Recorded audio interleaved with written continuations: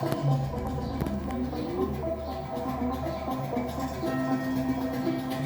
kalbant ir apie biurokratiją, ir apie miestą, ir apie labai daug minčių sukėlė. Aš kažkada pačioje pradžioje pasakojau, kad aš esu, žodžiu, tokį tikslą nusistačius gelbėti Vilniaus medžius. Ir daryti labai tikslingai susiradau vieną gatvelę ir joje gelbėjau. Bet kai aš sakau gelbėjau, tai tuos medžius, kurie iki pažastų plytelėm yra uždėlioti ir ten jau jie nekvepuoja.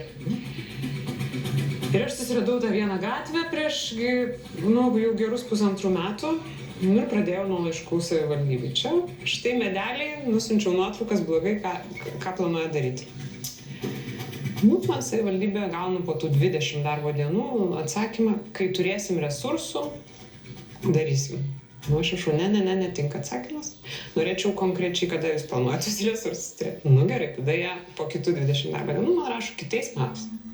Gerai, tai aš pasižymėjau kitais metais, jau dieną. Ir man iš kalendorius išmeta, reikia parašyti savivaldybėje, atėjo kiti metai.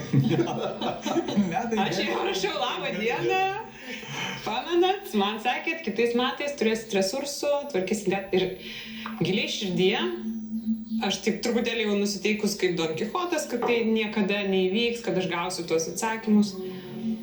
Ir laukiu tos 20 darbo dienų ir praeitą savaitę jau 20, vėl kalendorius man išmeta, praėjo 20 darbo dienų, laikas parašyti savivaldybei. Bet kažką aš ten dariau, neparašiau, kažkada planavau parašyti ir ta gatvelė, kurią aš esu nusimačius, prižiūrėti šiuo metu, yra vienoje iš mano pasivaikščiojimo su šunim, nes mes kas rytą vaikštom 1,5 bimbinėjom ir aš einu tą gatvę ir aš matau tuos ten dirba, darbuotojai ir jie atidenginėja visą 2 pusės tos gatvės. Aš tokio džiaugsmo nebuvau patyrus, aš nežinau kiek laiko. Ir aš supratau, kad tai įvyko, kad jie tai padarė.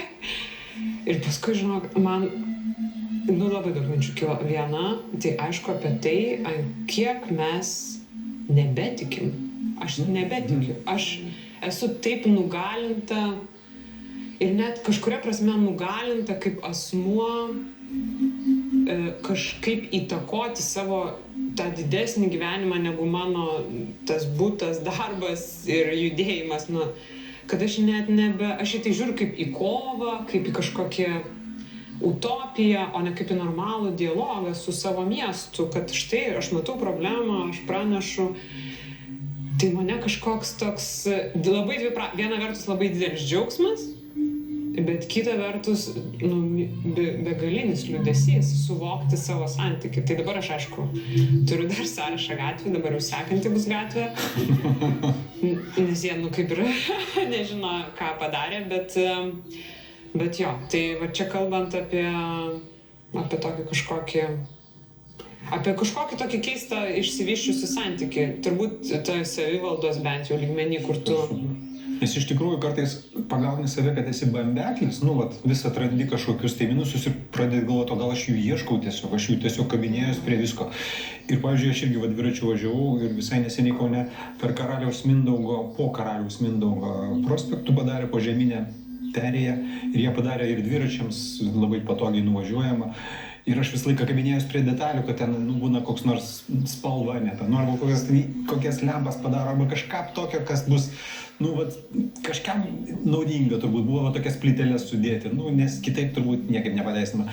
Tai aš važiuoju ir dairausi pasaką, nieks nekliūna, nieks neglumina, nepiktina manęs ir aš giriu, viskas, puiku, fantastika. Reikia dar kartą pervažiuoti. Gal bus prie ko prisikabinti?